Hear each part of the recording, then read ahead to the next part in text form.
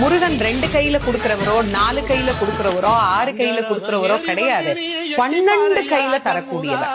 கேட்டவருக்கு கேட்ட வரங்களை அல்ல, நினைத்தவருக்கு நினைத்த வரத்தை விட அதீதமான நலன்களை வாரி வாரி வழங்கக்கூடியவர். அவர் 12 கையில கொடுப்பார், வாங்குறதுக்கு நமக்கு தான் 2 கை பத்தாது. அப்பேற்பட்ட வள்ளலாக விளங்கக்கூடியவர் முருகப்பெருமான்.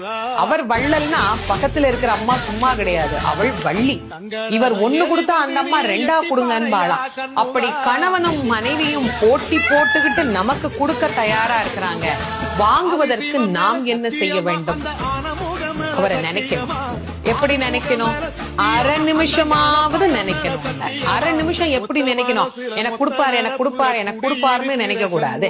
முருகப்பெருமானை உள்ளம் உருகி, அந்த உள்ளம் உருகுகிற போதே நமக்கு அப்படியே கண்களில் இருந்து ஆனந்த கண்ணீர் அப்படியே பெருகும். அந்த கண்ணீர்